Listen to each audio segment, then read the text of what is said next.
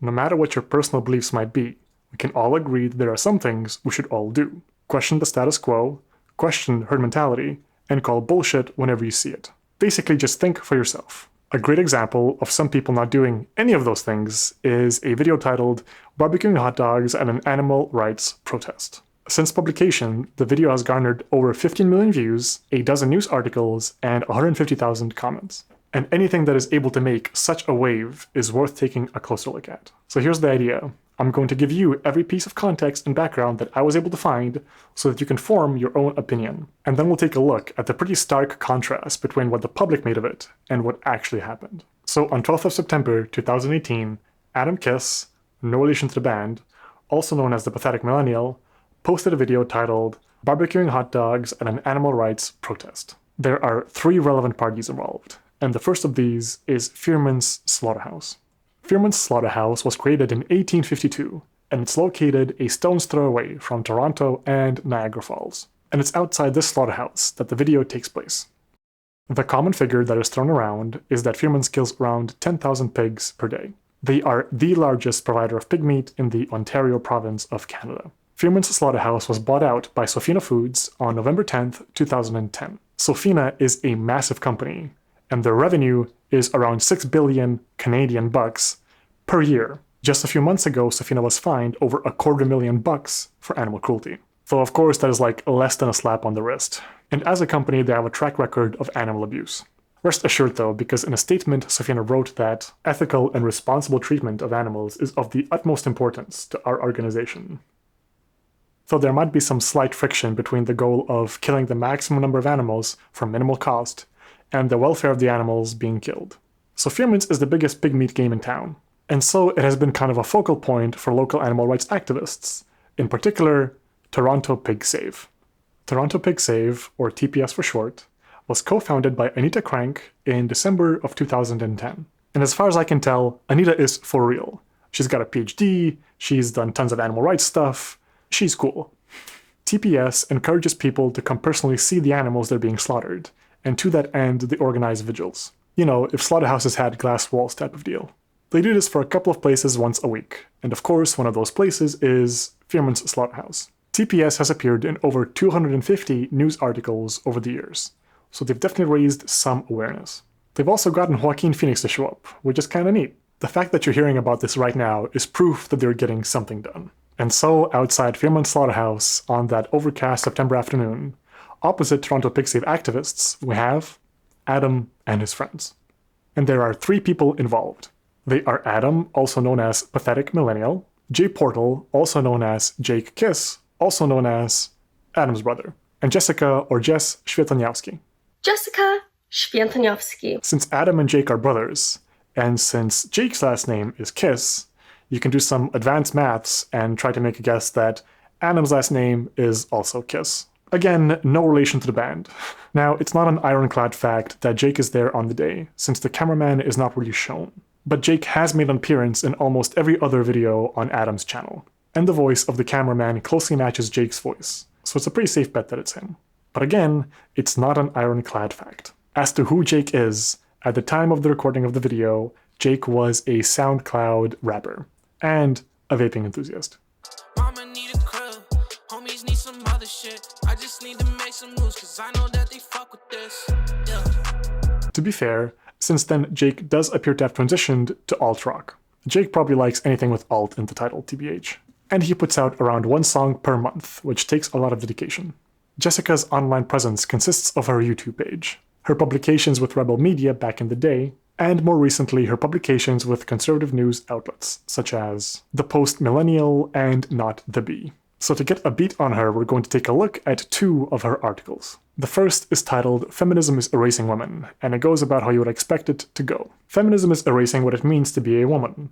Woke progressives claim anyone can be a woman and that there isn't any particular way a woman should be. Biological men are now in female sports, bathrooms, and beauty pageants, and women are expected to accept this. Whether it be abortion rights, gender roles, or identity, feminism continues to alienate women on every stance they push for. The article can be summed up as half and half of "Feminism has gone too far" and "Trans women aren't women." The second article has a title that is too imaginative to to be able to be committed to memory. Toronto Elementary School hosting a, quote, sexuality diversity workshop for kids as young as 4! Exclamation mark. So you know it's important. The context is that an elementary school is hosting an after-school session that the parents can come to if they want to, and that the parents can bring their kids to if they want to. The session is from 7 to 9 in the evening and talks about some gay stuff and some sex stuff. And here are some slides from that session. I wouldn't call them very controversial, and they are very dry and clearly aimed at adults. I don't think 4-year-olds are going to get a whole lot out of this 16-axis chart. And this is how Jessica reports on the event. There's still time to get your kids the heck out of there! Exclamation mark, exclamation mark, exclamation mark. Please protect these children. Shame on TDSB. Shame on these schools. Shame on these organizers, and most of all, shame on the parents who will click that evil Zoom link. I don't know how this got past the editing desk, man. There's 3 exclamation marks in it. So the article is a classic Save the Children, since the children aren't even really involved. For 1, it's a voluntary meeting. For 2, it's clearly aimed at the parents. And for 3, if any kids do show up, all it's got is charts and definitions. And so I think Jessica can be summarized as a vanilla conservative and a bad journalist. Though honestly, she's pretty tame when compared to Adam. The sources used for this section are Adam's YouTube videos, his videos for Rebel Media, and his Twitter account. So this isn't just public information, it's publicized information. According to Adam, he went to college for journalism from 2017 to 2019, and he had a bad time. One probable reason for this is that he uses a lot of slurs. It was fucking gay. So I was fucking retarded. If you weren't a fucking retard, you would know before Trump that the news is fake. It's like, all right, faggot. All right, see you later. Bitch. Faggots. Because I'm kind of a fag and I want to be an ally towards women. Fucking getting coffee for some faggot at the CBC. I was on camera. Philosophy teacher was a twat. Entire history class was fucked up. Everybody's autistic. Another reason is that he has a lot of what you might call biases. As part of class, Adam had to argue for a position of his choice, and, completely unprovoked, he chose Trump's border wall. So basically, people who cross the border, I said, were murderers and rapists. If you don't like rape, then you're for the border wall. And that line of reasoning was poorly received for obvious reasons. A more interesting and revealing of Adam's difficulties took place when a professor asked him to write a piece about Ford Fest, which is a social function hosted by politician Doug Ford, who is the current premier of the Ontario province of Canada. At this social function, Doug Ford was photographed hugging with one Faith Goldie, who is a white supremacist. And Adam was tasked with writing an article about this event. Adam was very upset by this, because he does not consider Faith to be a white supremacist. And in her defense, he cites a quote of hers from her Wikipedia page. I was like, yeah, I fucking did some research on that bitch, and aside from being pretty hot, she's not fucking a Nazi, dude. Actually, what she said was, I do not bathe in tears of white guilt. That does not make me a white supremacist. I oppose state multiculturalism and affirmative action. That does not make me a racist. I reject cultural relativism. That does not make me a fascist. Which is a quote from Faith in defense of her coverage of the Unite the Right Charlottesville rally. Charlottesville. Which is a white supremacist rally, of which Faith was a big fan. Again, that was a quote directly from her Wikipedia page. And if you scroll up just once on that same page, amongst other racist crap, you'll see that she recited the 14 words on an alt-right podcast. If you're unfamiliar with the 14 words, they are, we must secure the existence of our people and a future for white children. And to no one's surprise, it's a white supremacist slogan. If you see the number 14 next to a swastika, it's referencing the 14 words. So Adam is trying, and failing, to cherry pick from Faith's Wikipedia page, because there just aren't any non-racist cherries to pick. And it doesn't even stop there. According to Adam, his professor claimed that Faith is a white supremacist because she appeared on a Daily Stormer podcast. And Adam argues back by saying that just appearing on a neo-Nazi podcast is not enough to establish guilt by association. And while it is true that interviewing a bad person doesn't make you a bad person, interviewing a bad person and agreeing with them certainly does. Faith went on the neo-Nazi podcast and agreed with everything the neo-Nazi host had to say. And they're not even subtle about it. Like, they favorably compare Charlottesville to the beer hall putsch. You know, England compares this to the beer hall putsch, and I think that's correct. This is the event that is going to set things in motion. You know, no big deal. Just the time Hitler tried to overthrow the government in 1923. Memories. So Adam is defending Faith Goldie, a very obviously white supremacist person, and the sources that he uses to defend her just confirm the fact that she's a white supremacist, which kind of makes you wonder, where does Adam land exactly on the issue of the master race? And we can find a couple of clues in Adam's videos and his tweets. One epic prank is Adam and his brother Jake arranging MIDI notes to look like a swastika and then playing what sounds like one of Hitler's speeches. We wanted to find out what Nazism, what white supremacy, what hate, what the Holocaust sounds like on a computer. So we were messing around with Final Cut, FL Studio. Press play, dude. All right. Let's do it. What the fuck? We have Adam's pinned tweet, so he must be very proud of it, of the time that he appeared live on air with Gavin McInnes, who is the neo-Nazi that is most famous for founding the Proud Boys. Gavin is also very famous for shoving a butt plug up his ass to prove that he is not homophobic, which is apparently Gavin's version of the I can't be racist because I have a black friend defense. We've got a cool Weed Hitler rendition. We have a white boy summer meme, except the actual original image is Hitler saluting his troops. Maybe leave that one in the drafts. And just to round things out, we have some good old-fashioned racism.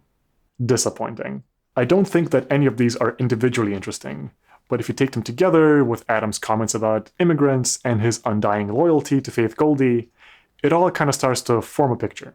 Adam is of course also anti-vax, so he shares the common memes, such as, kids are dying from the vaccines. Bill Gates is of course using vaccines for depopulation. The gang's all here. And to tie it all together, Adam of course tweets out stuff about QAnon, like the idea that Agenda 21 is the cover for the New World Order. And seeing as it's Agenda 21, and we are currently in the year 22, the New World Order must already be here. The very first thing that Adam appears to have ever tweeted out is an anti-mixed marriage speech by Muhammad Ali. And I'm sure no intelligent white person watching this show, or no intelligent white man in his or her right white mind, want black boys and black girls marrying their white sons and daughters, and in return introducing their grandchildren as half-brown, kinky-haired black people. The more you know. But so, that's Adam, and he appears to be the worst of the three. This was a bit more information than was strictly necessary, but it's kind of a rabbit hole, and when you start explaining one thing, it's hard not to explain the rest of it. It's also interesting to see what kind of dude thinks that grilling animals at an animal rights protest is a good idea. Okay, and so to recap everything, we have a massive slaughterhouse owned by an even larger company with a history of animal abuse.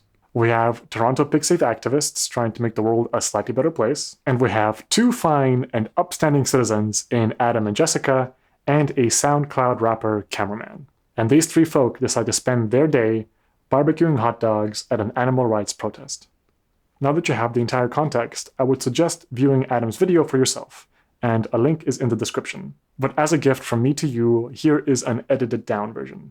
They just came across the road as we were bearing witness to the truck and brought over a hot dog. If you recognize them, give them hell. Ready for my once a month barbecue for Fearman's pork.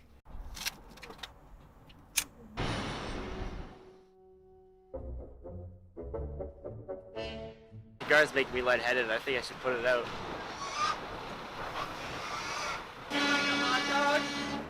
Because of that, go across the road right now or we'll call the police. They are the same sentimental thing. They are so gross.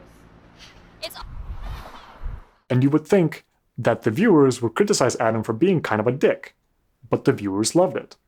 I think this is the only section that is any of my own opinions, so I figured I would light it in a more interesting way. 15 million people viewed Adam's video. It has over 750,000 likes and just an avalanche of positive comments. Most of the comments can be boiled down to in-group, out-group stuff like this. Psycho. If you recognize him, give them hell. Me. I'd like to shake his hand and buy a hot dog. So why is the audience response so positive? First, we have the fact that most people take criticism of the meat industry as criticism of themselves, since most people support the industry by buying their products. This results in a natural in-group versus out-group mentality, with the in-group being people that support the meat industry and the out-group being people that criticize it. Second, Adam immediately reinforces this in-group versus out-group mentality by showing an unflattering video of the out-group, and by complimenting the in-group as being cool, common sense, etc. Third, and this is not Adam's fault, social media tends to replace individual thinking with herd mentality. Anyone viewing the video now will have no trouble picking up the common consensus. And it's not hard to see that though those things are persuasively effective, they are not good for anyone involved. First, criticizing the meat industry is not the same as criticizing the people that support it. Most people that consume animals are aware of the fact that the meat industry is cruel and they do want it to change. Second, the Toronto Pig Save activists are right to be upset. They have seen thousands of animals being carted in for certain and brutal death. And so it's no wonder that when Adam shows up and offers these people some dead animals for a hilarious prank, he's gonna get yelled at. Like, they could have been a lot angrier. Those people showed some restraint. Third, there is an optics issue here. People often confuse being calm with being right. Adam can act detached and condescending because he just doesn't care about the animals that are right in front of him. And that's not a good thing. Like, there's pigs squealing in front of you and you're just being a dick. And finally, the audience is discouraged from questioning the video by a sort of social media peer pressure. Most of the comments can be boiled down to chat in-group versus virgin out-group. And you wouldn't want to be a part of the virgin group, now would you?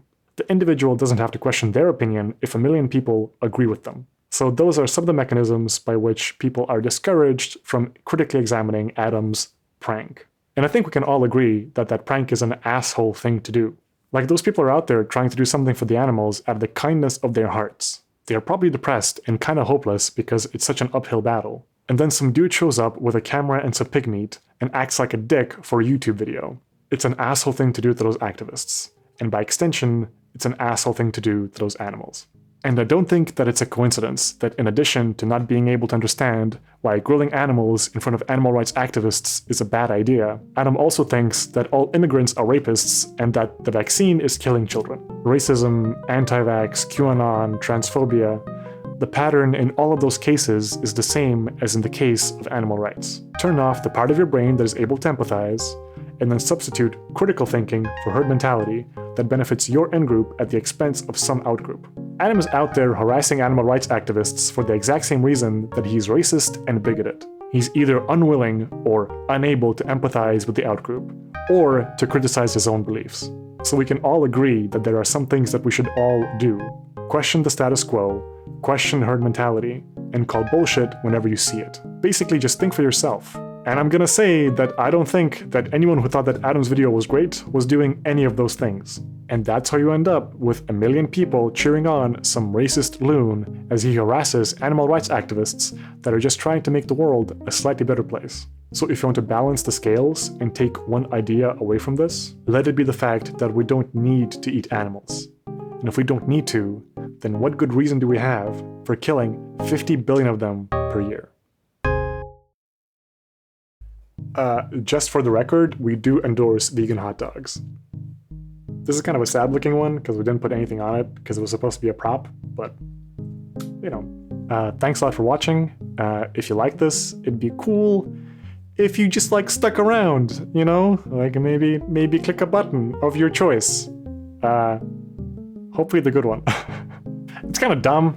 Like, I don't know. It's nice to see the number go up. It's fun to see the number go up, basically. It's motivating, you know? I wonder if Adam is gonna come after us for this one.